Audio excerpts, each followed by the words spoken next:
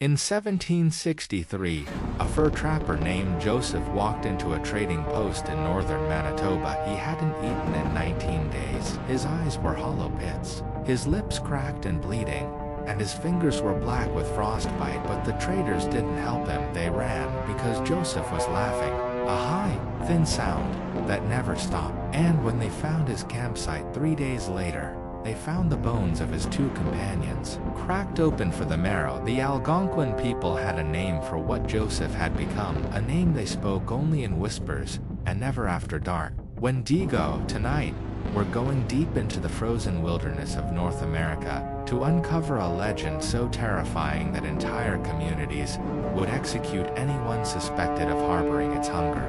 This is the story of the cannibal spirit of the North, and once you hear it, you'll understand why some doors should never be opened. The Windigo comes from the Algonquian-speaking peoples, the Cree, the Ojibwe, the Innu, and dozens of other nations who lived across the vast boreal forests of Canada and the northern United States. These were people who understood winter in a way most of us never will. Winters that lasted 8 months, temperatures that could kill you in minutes, and a darkness that stretched from mid-afternoon to late morning. In these conditions, starvation wasn't a possibility, it was a certainty for many. And when the food ran out, when the last strips of dried meat were gone, when the snares came up empty, when the ice was too thick to fish, people faced a choice that haunts every culture on Earth. Do you die with your humanity intact, or do you survive by consuming the flesh of the dead or the living? The Algonquian peoples believed that anyone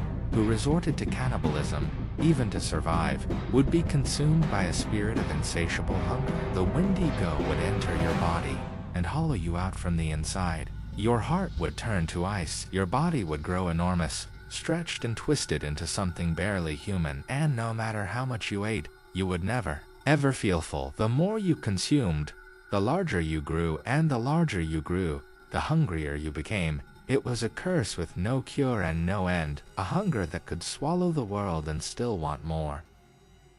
So what does a Wendigo actually look like? The answer depends on which nation's stories you listen to, but certain details appear again and again, across hundreds of years and thousands of miles. Most descriptions agree on this. The Wendigo is tall, impossibly tall. Some accounts say 15 feet, others say it towers above the treetops. Its body is emaciated, a walking skeleton wrapped in thin, ash-gray skin that smells of decay. Its eyes are sunken deep into its skull, and they glow, sometimes yellow, sometimes a cold, dead white. The Cree describe it as having lips that are ragged and torn, chewed away by its own teeth in its endless hunger. The Ojibwe say its feet are so large it can walk on top of deep snow without sinking.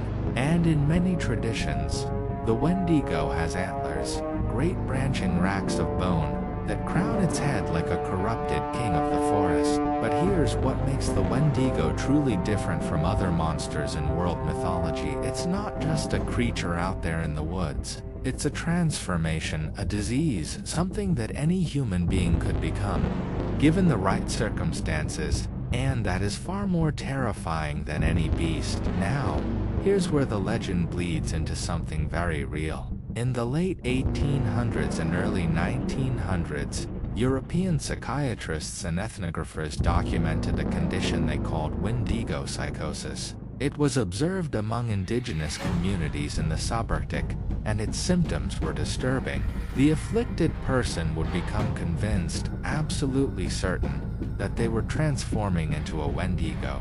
They would lose their appetite for normal food. They would become terrified of the people around them, not because they feared being harmed, but because they feared they would harm others. They would feel an overwhelming craving for human flesh, and in several documented cases, they acted on it. The most famous case is that of Swift Runner, a Cree man from Alberta. In the winter of 1878, Swift Runner was found near a trading post, alone. His wife, his 6 children, his mother and brother, all gone. He said something had gotten inside him, something hungry. Swift Runner was the first person executed under Canadian law in what is now Alberta. To the end, he insisted that the hunger was not his own. But to understand the Wendigo only as a monster story would be to miss the point entirely. For the Algonquian peoples, the Wendigo was something far more important. It was a law, a moral boundary carved into the very fabric of their culture. Think about the conditions these communities survived in.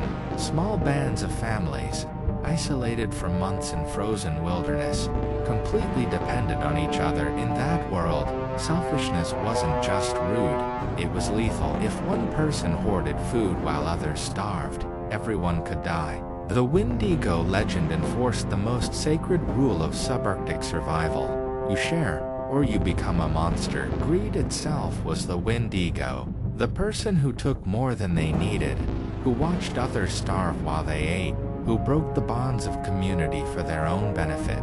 That person had already been consumed by the Windigo spirit, even if their body hadn't changed yet. Some communities appointed Wendigo hunters, specialists, whose job was to identify and, if necessary, execute anyone showing signs of Wendigo possession. This wasn't superstition, it was a survival mechanism. In a world where one person's madness could doom 20, the ability to act decisively was the difference between life and death. You might think the Wendigo belongs to the past, a relic of harder times, when starvation was a real threat and the forests were uncharted. But the sightings never stopped. In the 1990s, hikers in northern Ontario reported seeing a tall, gaunt figure moving between the trees at dusk. It moved wrong, they said, too fast for something that size, and it made no sound in the snow. In 2019, a hunter in Manitoba posted on an online forum, describing an encounter that left him so shaken he sold his rifles and never went into the woods again. He described waking in his tent to the sound of something circling his camp, not footsteps, dragging, like something was pulling itself through the snow. When he looked outside, he saw tracks, human-shaped, but each one nearly 2 feet long, leading in a perfect circle around his tent. He followed them with his flashlight. They circled 7 times, then headed north into the forest. He packed up in the dark and drove 4 hours home without stopping. Whether you believe these accounts or not, something remarkable is happening. The Wendigo legend is not fading, it's growing. In an age where most folklore is reduced to cute mascots in children's books, the Wendigo remains genuinely feared. The Wendigo has sunk its claws deep into modern horror and gaming culture. You'll find it in Supernatural, in the video game Until Dawn, in Pet Sematary by Stephen King. The king himself has said the Wendigo elements in that book disturbed him more than anything else he's written. It appears in Dungeons and Dragons, in countless horror films, and in games like The Forest and Don't Starve. But here's what most adaptations get wrong. They turn the Wendigo into just another monster, a beast to be fought and killed. They strip away the psychological horror, the idea that the Wendigo is not something that attacks you from outside.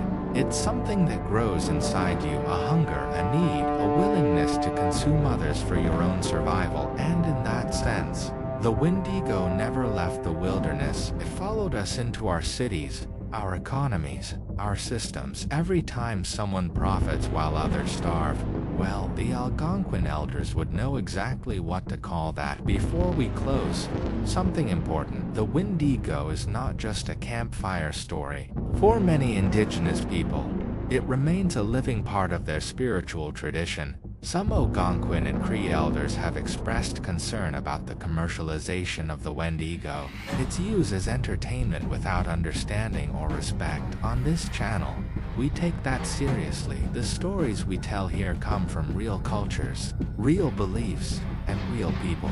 We encourage you to seek out indigenous voices and scholars who can speak to these traditions with an authority we can never claim.